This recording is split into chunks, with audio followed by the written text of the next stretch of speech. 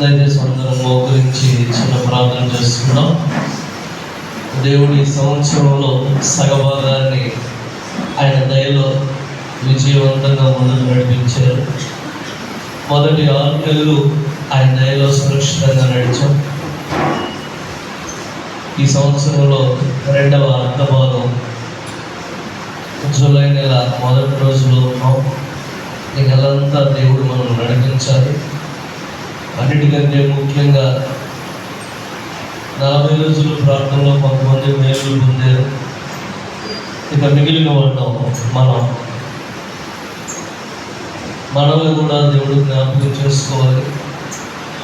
ఈ 21 రోజులు ప్రార్థన అయ్యేలోపు దేవుడు మన మీద కూడా ఆయన దయ చూపించాలి. నేను మనసులో పెట్టుకుని ప్రార్థన చేసుకుంటాం. దయగలిగిన మా తండ్రి, కృప కలిగిన దేవా, మీకు వందనాలైనా ఈ నెల మొదటి రోజు కంటే సంఘం అంతా ఒక 21 రోజులు మీ దాసులు ఉన్నప్పుడు మీ దగ్గర ఉండేవాడు అందరం. ఇప్పుడు కూడా అయినా అదే పద్ధతిని కొనసాగించాలి అనే దృక్పథంలో తండ్రి అందరం మీ పాత సన్నిధికి వచ్చాం. మాతో మాట్లాడండి. మీ మాటలు అర్థం చేసుకునే శక్తినైనా మాకు దయచేయండి అయ్యా. మళ్ళీ పునఃపరిశీలన చేసుకుని మీ దగ్గర నుంచి ఆశీర్వాదాలు పొందుకునే స్థితి, ఆధ్యాత్మికత మాకు దయచేయండి. మా మనస్సుని సమాధానపరచండి. మా కుటుంబంలో జరగాల్సిన మేలులు జరిగే స్థితిలో మేము అడుగులేయడానికి సహాయం చేయండి. మమ్మల్ని జ్ఞాపకం చేసుకోవాలి. యేసు నామములో అడిగి పెట్టుకుంటున్నాం తండ్రి, ఆమేన్. దేవుని వాళ్ళందరికీ వందనాలండి. మత్తయి సువార్త 15వ అధ్యాయం కొద్ది ముందు జరుగుతామమ్మా. కోసం దగ్గర నుంచి ముందు జరగచ్చు. ఒక లైవ్లోకి వచ్చేసాడు, పద్మక లైవ్లో ఒకళ్ళు.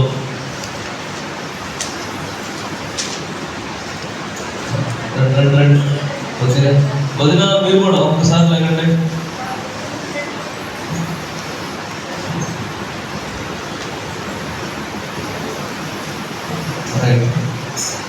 మత్తయి సువార్త 15వ అధ్యాయం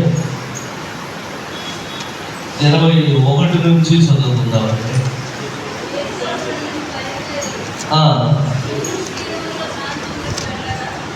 తూరు సీదోనుల ప్రాంతములకు వెళ్ళగా ఆ ప్రాంతముల నుండి కానాను స్త్రీ ఒకటి వచ్చి, ప్రభువా, దావీదు కుమారుడా, నన్ను కరుణింపుము, నా కుమార్తె దయ్యము పట్టి. చాలండి, జాగ్రత్తగా. యేసయ్య సువార్త సేవ చేస్తూ ఆ క్రమంలో ఒక ప్రాంతాన్ని దర్శించారు. ఆ ప్రాంతం ఏమిటి అంటే తూరు, సీదోను అనే పట్టణాలు. ఇవేమి చిన్న పట్టణాలు కాదు. చారిత్రకంగా, వ్యాపారంగా చాలా బలమైన పట్టణాలు. ఈ రెండింటిని చూస్తే చారిత్రకంగా వీటికి చాలా మంచి ప్రాచుర్యం ఉంది. ఏమిటి అంటే సొలొమోను గారు మందిరం కట్టేటప్పుడు ఆ మందిరంలో మంచి చక్కడ పనులు చేయడానికి కావలసిన కళాకారుల్ని తూరు అనే ప్రాంతం నుంచి పిలిపించినట్టు రాస్తుంటారు. ఆ తూరు ప్రాంతం ఇది ఒకటే.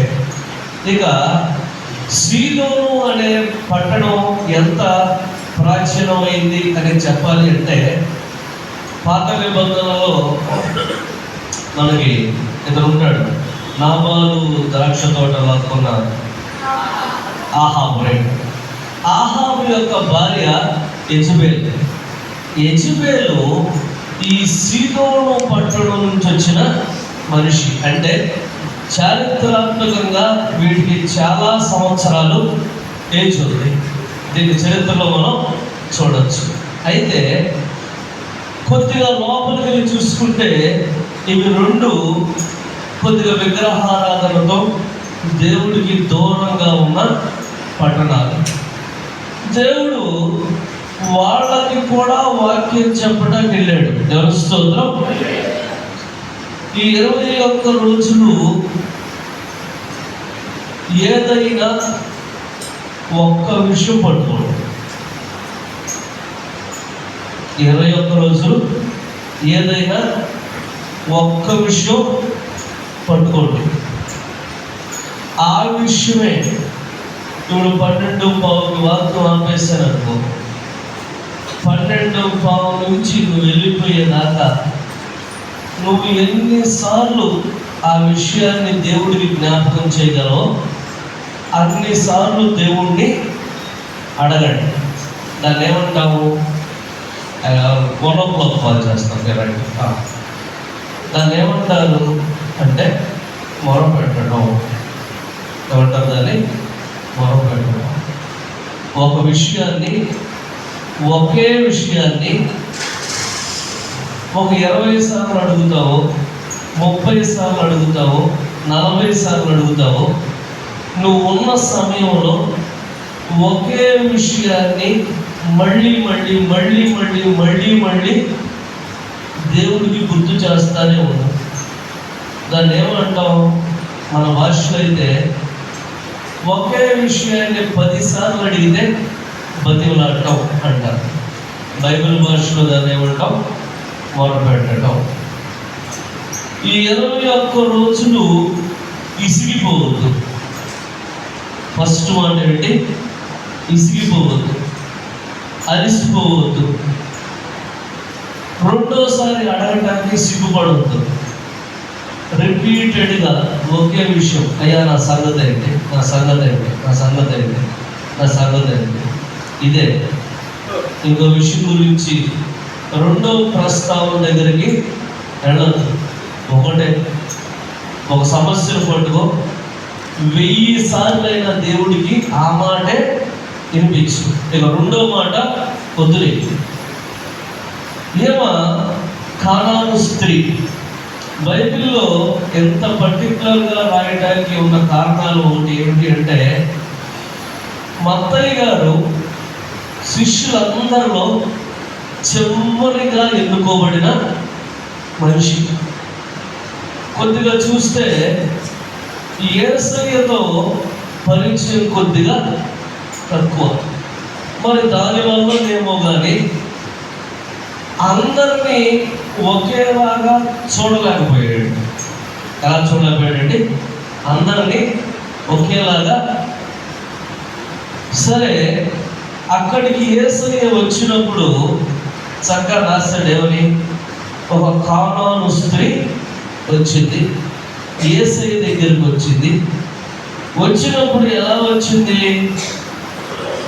కొద్దిగా మాటలు చదువుతాం ఏంటంటే 22 నుండి చదువుదాం. ఇదిగో ఆ ప్రాంతముల నుండి ప్రభువా, దావీదు కుమారుడా,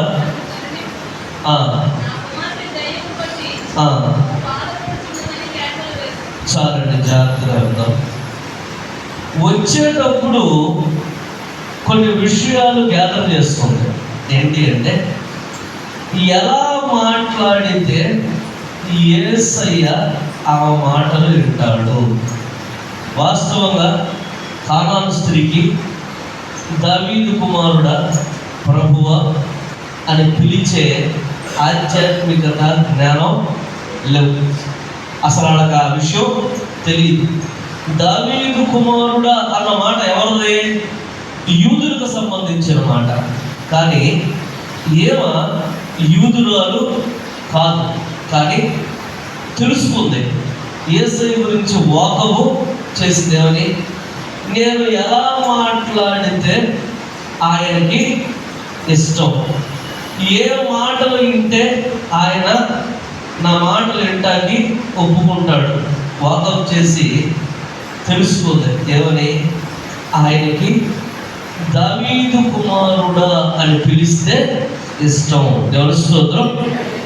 ప్రభువా అని ఆయన్ని సంబోధిస్తే ఆయనకి వెళ్ళి అక్కడ చూస్తే నా కుమార్తె దెయ్యం పట్టి బాధపడుతుంది అని కేకలేయటం మొదలు పెట్టిందంట.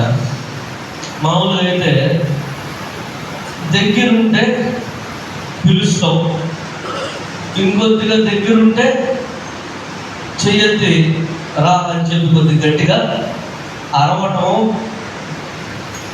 దేవుడు ఏం చేశాడు అంటే యేసయ్య ఏమో మాట్లాడుతుంటే ఏమైనా పట్టించుకోకుండా అడుగులు వేయటం మొదలుపెట్టాడు. దూరం ఏమైపోతుంది, పెరిగిపోతుంది. మాట్లాడాల్సిన మనిషి చివరికి ఎలాంటి స్థితికి వచ్చిందంటే పక్కనే ఉండి నాకు ఇది చెయ్యి అనే దూరం యేసయ్య ఎంతకు పెంచేశాడు, కేకలేసే స్థితికి. కానీ ప్రయత్నం మానవ. ఇక కేకేసినా సరే వినపడలేని స్థితిలో ఏం చేసింది అంటే వెనకాల పడింది. యేసయ్య నడిచే దారిలో వెనకాల పడింది. వెనకాల పడి కేకలు పెట్టడం మొదలుపెట్టింది. ఏమని? దావీదు కుమారుడా యేసు, నా కూతురు విషయంలో నాకు మేలు చెయ్యి. యేసయ్య మాత్రం మరి ఎందుకో అలా నడుచుకుంటా వెళ్ళిపోతున్నాడు. వెనకాల శిష్యులకి చిరాకు వచ్చింది. అయ్యా ఆ గోలంటో చూడు, కొద్దిగా వెనకాల పడి దాని నుంచి అరుస్తూనే ఉంది. ఒక రకంగా ఎలా అనొచ్చు, న్యూసెన్స్ లాగా ఉంది. చాలాసేపు నుంచి పిలుస్తూనే ఉంది, ఆగట్లేదు. ఆమెకు ఏదైనా చెయ్యి అని శిష్యులు దేవుడు యేసయ్యని అడగటం. ఈరోజు మనం ఎంచుకోవాల్సిన ప్రాసెస్ కూడా అదే. ఆయన వెళ్ళిపోతూ ఉంటే ఆయన వెనక్కి తిరిగి చూసేదాకా నువ్వు అడుగుతూనే ఉండాలి. నేను ఉదయం అనుకున్నాను, ఇన్ని విషయాల గురించి, ఈ పుస్తకంలో రాసిన విషయాల గురించి బాధ్యత నాది. విజ్ఞాపన నేను చేస్తాను, మీరు విజ్ఞాపన చేయొద్దు. ఏంటండి? విజ్ఞాపన చేసే బాధ్యత నాది, మీరు విజ్ఞాపన చేయొద్దు. మరి ఏం చేస్తారు? నీకున్న సమస్య ఏంటో 1, 2, 3, 4, 5, 6, 7, 8 నువ్వు ఉన్న 45 నిమిషాల్లో ఎన్నిసార్లు చెప్పగలవో అన్నిసార్లు ఆయనకి దాటేయొద్దు. ఇసుగు వచ్చుద్ది, దాన్ని రానివద్దు. మనసు కొద్దిగా చిరాకు పడుద్ది. ఒకే విషయం ఎన్నిసార్లు ఎదురు, ఇంకో దానికి వెళ్దాం, వద్దు, ఆ ప్రాక్టీస్ వద్దు. 21 రోజులు ఒకే విషయం, నీకు ఓపిక చాలకపోయినా మళ్ళీ అదే అదే అదే అదే చెబుతూ ఉండు. దాని పేరే మొరపెట్టే ప్రార్థన. తెలుస్తుందో? 21 రోజులు మనం ఏం చేయాలి? మొరపెట్టాలి. నువ్వు మొరపెడుతుంది. శిష్యులు చెప్పారు ఏమని? అయ్యా చాలా న్యూసెన్స్గా ఉంది, చాలాసేపు నుంచి అరుస్తుంది, చూసేవాడు కూడా బాగాలేదు, ఆ సంగతి ఏంటో చూడు అంటే వెనక్కి తిరిగి దేవుడు మనసు చూపుకోనేలాగా ఒక మాట అన్నాడు. ఏంటంటే చూద్దామండి. 24 ఆయన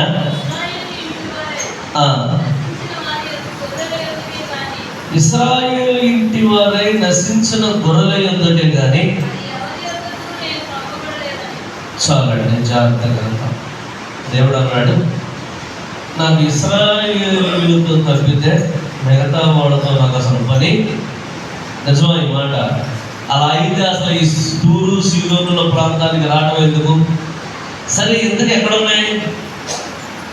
ప్రస్తుతం జియోగ్రఫీలో చూసుకుంటే మోడర్న్ లెబనాన్ దేశం దగ్గరలో ఈ 2 నగరాలు ఉన్నాయి. కానీ దేవుడు అన్నాడు,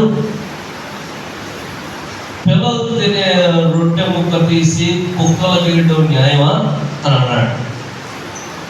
ఇది బాధపడే విషయం. ఎందుకు అంటే ఒక మనిషి విలువని ఒక స్థితికి తీసుకొచ్చేసినట్టుంది మాట. అయితే దేవుళ్ళారా, ఇక్కడ ఒక విషయం మనం అర్థం చేసుకుందాం.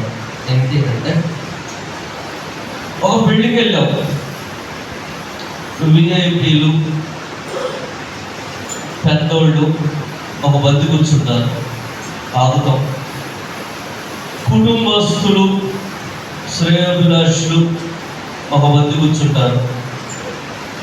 ఆ తర్వాత పెళ్ళికి పిలిచిన బంధువులు, మిత్రులు, స్నేహితులు వీళ్ళందరూ తిన్న తర్వాత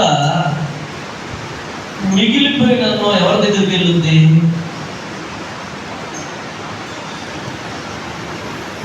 వాళ్ళు చెప్తామండి, పెళ్ళికి చాలా అన్నం వండుతాం. ఫస్ట్ విఐపీ తింటారు, తర్వాత కుటుంబస్తులు, బంధువులు, మిత్రులు, స్నేహితులు అందరూ అయిపోయిన తర్వాత గేట్ దగ్గర ఆకలితో ఎదురు చూస్తే భిక్షగాళ్ళు ఉంటారు. అందరూ తినేసిన తర్వాత చూపు ఎక్కడికి వెళ్ళుద్ది? భిక్షగాళ్ళ దగ్గరికి. అప్పుడు టైం ఎంత అయి ఉండొచ్చు? లంచ్ టైం దాటిపోవచ్చు, 2-2:30 కూడా దాటిపోవచ్చు. మామూలుగా పెళ్ళిళ్ళలో భోజనాలు అయిపోవాలి అంటే 3ంటికి. ఈ విందు నిర్వహించే యజమానికి బయట వాళ్ళని చూసేసరికి ఎంత టైం పడుతుంది? 3 అవ్వచ్చు, 3:30 అవ్వచ్చు. రేయ్, వాళ్ళందరికీ అన్నం పెట్టండి అంటాడు. ఇది అందరిలో జరిగే. మనం కూడా ఇప్పుడు దాకా ప్రయారిటీ లైన్లో నిలబడ్డామేమో. అంటే ఎలాగా? ఫస్ట్ బంతిలో కూర్చుందాం అనుకుంటున్నామేమో. మన ఆత్మీయత బట్టో, మన పరిస్థితిని బట్టో మనది ఫస్ట్ లైన్ కాదు. మన ఆత్మీయతను బట్టో, మన పరిస్థితిని బట్టో మనదేంటిది? ఫస్ట్ లైను, 2వ లైనో 3వ లైనో నీకే తెలియాలి. దేవుడు అన్నాడు, నువ్వు కుక్కవే. అంటే ఏమన్నాడు? అన్నం అంతా తినేసిన తర్వాత మిగిలింది పారేస్తే అది నీకు తప్పితే నీకు ఫస్ట్ లైన్లో అర్హత. ఆమె ఏం చేసిందంటే తగ్గించుకుంది. స్తోత్రం. తగ్గించుకుంది. ఏమని తగ్గించుకుంది? అయ్యా, ఫస్ట్ లైన్ కాకపోతే పర్వాలా, సెకండ్ లైన్ కాకపోయినా పర్వాలా, థర్డ్ లైన్ కాకపోయినా పర్వాలా, అసలు నేను లోపల తినే మనిషిని కాకపోయినా పర్వాలా, నాకు కావలసింది మాత్రం నాకు ఒక మనిషి దీనత్వం అనే వస్త్రాన్ని కానీ వేసుకోగలిగితే దేవుడు దాన్ని ఎప్పుడూ తక్కువగా చూడడు. దేవుని స్తోత్రం. హల్లెలూయా. ఒక మనిషి తగ్గించుకోవడం అనే దాన్ని ఒంటికి అలవాటు చేసుకుంటే దాన్ని ఎలాంటి బహుమతి ఇస్తాడో అసలు ఈ మొదటి రోజు నేను చెప్పే మాట ఏంటంటే, నిజమే, మన ఫస్ట్ లైన్ కాదు, అర్థమైపోయింది. 2వ లైన్లోనో 3వ లైన్లోనో చివరి లైన్లోనో ఉన్నాం. ఎదురు చూడాల్సి వస్తుంది. దేవుడు సాయం చేయాలి. కొద్దిగా తగ్గించుకుని దేవుడి దగ్గరికి వెళ్ళాం. అయ్యా, మొదటి బంతి జీవితం నాది కాదు, నాకు అర్థమైపోయింది. రెండో బంతిలోనో, మూడో బంతిలోనో, ఆఖరి బంతిలోనో, లేకపోతే ఇదేం కాకపోతే ఒక భిక్షగాడికి పెట్టినట్టు కొద్దిగా ఆలస్యంగానైనా నాకు కావలసింది నాకు చేసి పెట్టు. ఇప్పుడు మన పరిస్థితి ఏంటంటే we are not eligible for the VIP life. మన మొదటి బంతి విలువ కాదు. ఆ అమ్మాయికి వాక్యం తెలియదు, కానీ ఆ అమ్మాయి ఆ రోజు ప్రదర్శించింది ఏంటంటే దేనత్వం. ఆమెనామా తగ్గించుకుంది అందే. ఓహో, కుక్కకు కూడా దేవుడి దగ్గర భోజనం ఉందైతే ఓకే, చలో ఆ కుక్క ప్లేటే మనం తీసుకుందాం అనుకుంటాం. ఎప్పుడైతే దేనత్వం అనే వస్త్రం వేసుకుందో ఆ విలువ ఉన్నట్టుండి పెరిగిపోయింది. దేవుని స్తోత్రం. బైబిల్లో దేవుడు ఇద్దరినే అమ్మ అని పిలిచాడు. ఒకటి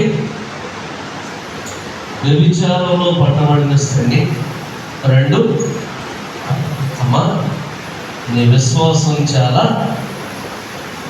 ఈరోజు నేను అడిగేది ఏంటంటే, చలో రెండో లైన్లో పెడితే ఏంటి, మూడో లైన్లో పెడితే ఏంటి, ఆఖరి లైన్లో పెడితే ఏంటి, నీకు మేలు జరగడం నీకు కావాలి.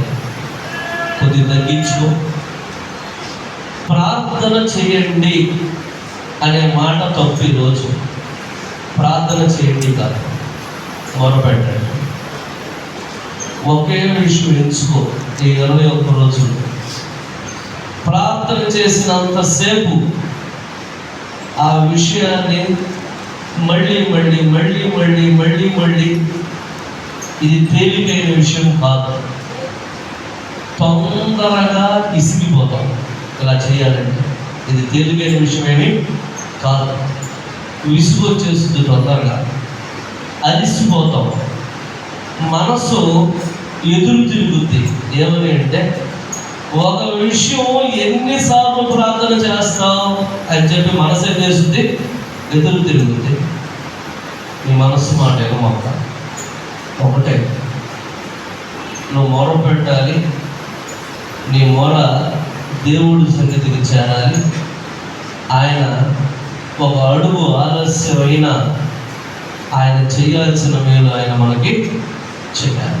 కాబట్టి మన జరిగిన ప్రార్థనలో ఒక లెక్క, ఈ 21 రోజులు ఒక లెక్క. ఇది ఎవరి కోసం, ఎవరి కోసం కాదు, నీ కోసం నువ్వే కష్టపడు. ఏదన్నా ఒక విషయం ఎంచుకో. ఏంటి ఏంటి ఏంటి ఏంటి ఎప్పుడు చేస్తావు అని మొర పెట్టడానికి ప్రయత్నించు. ఈ ఒక్క రోజులో ఇది వచ్చేస్తుంది అని నేను అన్నాను. నేను చూశాను, కష్టం ఈ ప్రార్థన, ఇసుగు వచ్చేస్తుంది.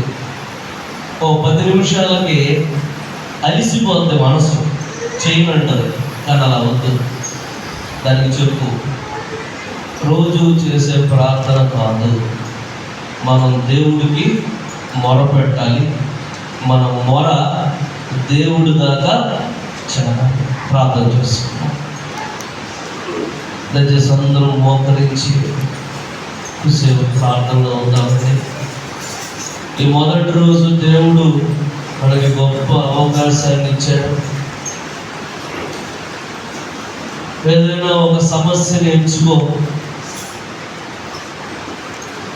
మొరపెట్టు. దేవుడు గంట టైం ఇచ్చాడు ఈరోజు మీకు. పక్కన ఉన్న వాళ్ళందరినీ వదిలే, మిగతా వాళ్ళ సమస్యల గురించి ప్రస్తుతానికి నీకు సంబంధం లేదు. నీ జీవితం ఒక్కటే నువ్వు చూసుకో. ఈరోజు దేవుడి దగ్గరికి మళ్ళా చెబుతున్నారండి. ఒక లైన్ రాసుకో, అయ్యా నన్ను సమస్యల నుంచి బయటకు తీసుకురా. ఇది నా లైన్. ఎలా అనేది అసలు నాకు అనవసరం. నేను రాసుకున్న లైన్ ఏంటి, నన్ను సమస్యల నుంచి బయటికి తీసుకురా. ఈ గంట నా ప్రార్థన ఇదే, అయ్యా నన్ను సమస్యల నుంచి బయటకు తీసుకురా. ఒకటో లైన్ ఏంటి, రెండో లైన్ ఏంటి, మూడో లైన్ ఏంటి, నీ ఆకలి తింటే చాలు కదా. అలాగే దేవుడి దగ్గరికి చెప్పు, వాళ్ళకు ముందు ఇచ్చావు, నాకు వెనక్కి ఇచ్చావు అని నాకేం బాధ లేదయ్యా, ఎదురు చూడటం నాకు సంతోషమేనయ్యా. నా సంగతి ఏంటి? కొద్దిగా దేవుడి దగ్గర తగ్గించుకుందాం, మొరపెడదాం దేవుడితో. అయ్యా నా సంగతి ఏంటి, నా సంగతి ఏంటి? ఎప్పుడు నన్ను ఆదరిస్తావు, ఎప్పుడు నాకు దర్శనం ఇస్తావు, ఎప్పుడు నన్ను జ్ఞాపకం చేసుకుంటావు? ఇదే నీ ప్రార్థన. కొద్దిగా ఇసుగే, కానీ ఇది చాలా గొప్ప విషయం. మొరపెట్టాలి దేవుడికి. ఎంచుకో, కావాలంటే పుస్తకంలో ఒక లైన్ రాసుకో, ఆ లైనే చెప్పు, అయ్యా ఈ సమస్య నుంచి నన్ను బయటకు తీసుకురా, నన్ను బయటకు తీసుకొచ్చినందుకు వందనాలు, నన్ను బయటకు తీసుకురాయా, నాకు విడుదల ఇచ్చినందుకు వందనాలు. అయ్యా నన్ను జ్ఞాపకం చేసుకో, నన్ను జ్ఞాపకం చేసుకో, నన్ను జ్ఞాపకం చేసుకో, నన్ను జ్ఞాపకం చేసుకో, నన్ను జ్ఞాపకం చేసుకో. ఇదే ఇక ప్రార్థన. ఇంకో మాట వద్దు. విజ్ఞాపన అంటారా, అది ఈ 21 రోజుల్లో ఆ బాధ్యత నేను తీసుకుంటాను. నువ్వు మాత్రం ఏదన్నా ఒక విషయం పట్టుబడు, అడుగు. వాళ్ళకు ముందు ఇచ్చావు, నాకు బాధ లేదు, నేను ఎదురు చూస్తాను. ఎక్కడ దాకా ఎదురు చూస్తావు? ఒకటో లైన్, రెండో లైన్, మూడో లైన్, నాలుగో లైన్, అసలు లైనే లేదు. గేటు బయట పర్వాలేదు, గేటు బయట పెట్టినా పర్వాలేదు, నా ఆకలి తీరితే చాలు. అన్న కూడా అదే పద్ధతి. ఎప్పుడైతే ఆ మనిషి తగ్గించుకుందో ఎమ్మంటే దినత్వానికి దేవుడిచ్చే విలువ చాలా గొప్పది. ఎమ్మంటే అన్నాడు, అమ్మా నీ విశ్వాసం నీకు మేలు చేస్తుంది. నువ్వు కూడా దేవుడి దగ్గర ఈ 21 రోజులు ప్రార్థన కాదు, మొర. ఒక లైన్ రాసుకో, చెప్పేగా నేను కూడా రాసుకున్నా. అయ్యా ఈ సమస్యలోంచి నన్ను బయటికి తీసుకురా, నాకు విడుదల దయచేయి, నన్ను ఆదరించు, నన్ను జ్ఞాపకం చేసుకో, నన్ను జ్ఞాపకం చేసుకున్నందుకు నీకు వందనాలయ్యా. ఇదే నా ప్రార్థన. నువ్వు కూడా అడుగు, అయ్యా నాకు ఇది కావాలి, నన్ను ఎప్పుడు జ్ఞాపకం చేసుకుంటావు, నాకు ఎప్పుడు దర్శనం ఇస్తావు, నా మీద ఎప్పుడు జాలి పడతావు, ఎదురు చూస్తానయ్యా. కానీ నేను అడుగుతానే ఉంటాను. ఆయన ఇసిగిపోవచ్చు, ఆయన కోపడవచ్చు, ఆయన ఆగమనవచ్చు, పర్వాలేదు.